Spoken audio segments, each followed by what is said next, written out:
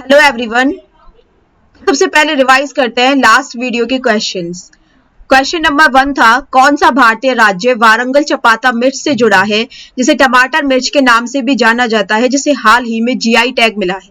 तो इसके बारे में हमने डिस्कस किया था कि जो वारंगल चपाता चिली, जिसको टमाटो चिली के नाम से भी जाना जाता है, ये कौन से भारतीय राज्य को मिला है। तो ये मिला था तेलंगाना को, जो कि तेलंगाना के वारंगल क्षेत्रों में पाया जाता है। ये चपाता मिर्च जिसका जो फ्लेवर होता है, जो बिल्कुल टमाटर की तरह होती है, उसका जो फ्लेवर होता है एकदम टैंगी एंड स्पाइसी होता है। इसको ज्योग्राफिकल टैग मिला है। राष्ट्रमंडल की महासचिव के रूप में सेवा करने वाली पहली अफ्रीकन महिला कौन बनी? Who became the first African woman to serve as the secretary general of the Commonwealth? तो इसका आंसर हो जाएगा शर्ले अयोरकर बॉजवे। कौन सा देश 2035 फीफा महिला विश्व कप की मेजबानी करने वाला है? तो इसका आंसर हो जाएगा यूनाइटेड किंगडम। यूनाइटेड किंगडम 2035 की फीफा वुमेन वर्ल्ड कप की होस्टिंग करने वाला है। एशियाई क्रिकेट परिषद एसीसी का नया अध्यक्ष किसे नियुक्त किया गया? Who has been appointed as the new president of Asian Cricket Council? Mohsin Naqvi. Mohsin Naqvi को हाल ही में एशियन क्रिकेट काउंसिल का प्रेसिडेंट अपॉइंट किया गया था। यूएनसीटीएडी के फ्रंटियर टेक्नोलॉजीज इंडेक्स के लिए वैश्विक तत्परता में भारत की वर्तमान रैंकिंग क्या है? What is India's current ranking in UNCTAD's global readiness for frontier technologies index? इसका आंसर हो जाएगा 36। एक ऐसी टेक्नोलॉजी जो भी बताती है कि हम मतलब अपने देश को किस तरीके से हम आकलन कर सकते हैं कि हमारा देश टेक्नोलॉजीज को लेकर कितना ज्यादा अडॉप्टेड है, कितना उसको अडॉप्ट कर सकता है, एआई को लेकर, रोबोटिक्स को लेकर, आईओटी को लेकर, इन सब को लेकर इसका जो इंडेक्स था इंडिया का, वो आया था 36। किस देश ने जिरकॉन हाइपरसोनिक क्रूज मिसाइल से लैस परमाणु ऊर्जा संचालित पनडुब्बी लॉन्च की? तो इसका आंसर हो जाएगा रशिया। रशिया ने हाल ही में जिरकॉन हाइपरसोनिक क्रूज मिसाइल से लैस परमाणु ऊर्जा संचालित पनडुब्बी लॉन्च की थी। प्रधानमंत्री नरेंद्र मोदी का निजी सचिव किसे नियुक्त किया गया है? Who has been appointed as the private secretary to prime minister Narendra Modi? तो इसका आंसर है निधि तिवारी। निधि तिवारी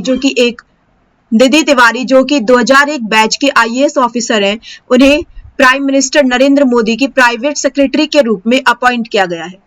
किन दो संगठनों ने संयुक्त रूप से मध्यम दूरी की सतह से हवा में मार करने वाली मिसाइल विकसित की है? Which two organizations jointly developed the medium range surface to air missile? MRSAM। तो इसका आंसर हो जाएगा डीआरडीओ एंड आईएआई। मतलब डीआरडीओ जो कि इंडिया का है and IAI Israel aerospace industries, इन दोनों ने मिलकर MRSAM को डेवलप किया है। तो आज के करंट अफेयर्स पढ़ते हैं। क्वेश्चन नंबर 1 है, मई 2025 में कांची कामकोटी पीठम के प्रमुख के रूप में 71वें संत के रूप में किसे नियुक्त किया गया? Who was anointed as the 71st seer to head the Kanchi Kamkoti Peetham in May 2025? Swami Dayanand Saraswati, सत्य चंद्रशेखरेंद्र सरस्वती, स्वामी विवेकानंद, ये स्वामी शिवानंदा? इसका करेक्ट आंसर हो जाएगा बी, सत्य चंद्रशेखरेंद्र सरस्वती। कांची कामकोटी पीठम, कांची कामकोटी पीठम है सबसे प्रमुख हिंदू मठों में से एक है, जिसकी स्थापना की थी आदि शंकराचार्य ने। सत्य चंद्रशेखरेंद्र सरस्वती को 71वें दृष्टा के रूप में नियुक्त करने से अखंड आध्यात्मिक परंपरा जारी है। Seer continues the unbroken spiritual lineage. Question number 2 है, भारतीय रिजर्व बैंक ने 1 मई 2025 से सभी विनियामक संचार के लिए किस पोर्टल को अनिवार्य कर दिया है? Which portal has the Reserve Bank of India mandated for all regulatory communication starting May 1st, 2025? सक्षम, प्रवाह, सुगम या सरल? इसका करेक्ट आंसर हो जाएगा बी, प्रवाह। अभी प्रवाह है क्या? Platform for regulatory application validation authorisation. एक ऐसा प्लेटफॉर्म जो कि रेगुलेटरी एप्लीकेशन वैलिडेशन अथॉराइजेशन के लिए यूज होगा। एक सेंट्रलाइज्ड वेब बेस्ड पोर्टल है, लॉन्च किया गया है आरबीआई के द्वारा for all communication related to regulatory approvals, और रेगुलेटरी अप्रूवल्स के लिए। क्वेश्चन नंबर 3 है, 1 मई 2025 को भारत सरकार ने कौन सा महत्वपूर्ण बैंकिंग सुधार लागू किया? What significant banking reform did the Indian government implement on May 1st, 2025? Introduction of digital rupee, merger of 15 regional rural banks into one per state, privatization of public sector banks, increase in repo rate by 50 basis points, Sakshi Education। इसका correct answer हो जाएगा B, merger of 15 regional rural banks into one per state। मतलब RBI ने क्या किया है, जो 1 मई 2025 से इम्प्लीमेंट हुआ है, मर्ज कर दिया है 15 रीजनल रूरल बैंक्स को एक ही स्टेट में, 1 पर स्टेट के लिए। देखो, the government merged 15 regional rural banks into one RRB per state to strengthen rural credit delivery, enhance efficiency and reduce operational cost। Government ने क्या किया है, 15 क्षेत्रीय ग्रामीण बैंकों को प्रत्येक राज्य में एक आरआरबी में विलय कर दिया है। मतलब अब गवर्नमेंट क्या चाहती है, तो गवर्नमेंट ने क्या किया है, गवर्नमेंट चाहती है कि अब हर एक राज्य के लिए एक ही रीजनल रूरल बैंक हो। पहले मतलब अगर किसी स्टेट में 3 रीजनल रूरल बैंक थे, तो गवर्नमेंट ने क्या किया, तीनों को मर्ज करके एक ही बना दिया है। तो इस प्रकार से 15 रीजनल रूरल बैंक्स को मर्ज करके आरआरबी को जो है वो पर स्टेट के लिए एक एक आरआरबी ही कर दिया गया है। This step is part of financial sector reforms and rural development। यह कदम किस लिए किया गया है, ताकि फाइनेंशियल सेक्टर को रिफॉर्म किया जा सके एंड रूरल डेवलपमेंट भी किया जा सके। RRBs were set up under the RRB Act 1976। Next question है, मई 2025 में राष्ट्रीय सुरक्षा सलाहकार बोर्ड NSAB का प्रमुख किसे नियुक्त किया गया? Who was appointed as the head of the National Security Advisory Board NSAB in May 2025? Ajit Doval, अलक जोशी, राजीव महर्षि या दिनेश्वर शर्मा? तो इसका करेक्ट आंसर हो जाएगा बी, आलोक जोशी। आलोक जोशी फॉर्मर रॉ चीफ, जो कि रॉ के चीफ रहे हैं, has been appointed as the head of the NSAB which advise the national security council on strategic and security issues. क्या हुआ है, पूर्व रॉ के प्रमुख आलोक जोशी को NSAB का प्रमुख नियुक्त किया गया है, जो रणनीतिक और सुरक्षा मुद्दों पर राष्ट्रीय सुरक्षा परिषद को सलाह देगा। श्रमिकों के योगदान का सम्मान करने के लिए 1 मई को विश्व स्तर पर कौन सा दिवस मनाया जाता है?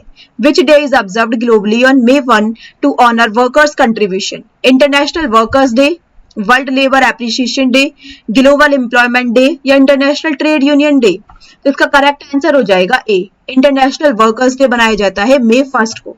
It commemorates the historic struggles and gains made by workers and labor movement।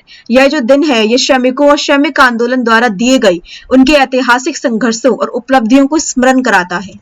Question number 6 है, 2 मई 2025 तक भारतीय वायुसेना के नए उप प्रमुख के रूप में किसे नियुक्त किया गया है? Who has been appointed as the new Vice Chief of the Indian Air Force as of May 2, 2025? Air marshal Sandeep Dharkar, air marshal Narmadeshwar Tiwari, air marshal Vivek Chaudhary या एयर मार्शल राजीव कुमार सिंह? इसका करेक्ट आंसर हो जाएगा B, air marshal Narmadeshwar Tiwari. भारतीय राज्य ने देश की पहली AI आधारित वास्तविक समय वन चेतावनी प्रणाली शुरू की है। Which Indian state has launched the country's first AI based real time forest alert system? Karnataka, Uttarakhand, Madhya Pradesh या हिमाचल प्रदेश? तो इसका करेक्ट आंसर हो जाएगा मध्य प्रदेश। मध्य प्रदेश ने कंट्री की first AI based real time forest alert system को स्टार्ट किया है।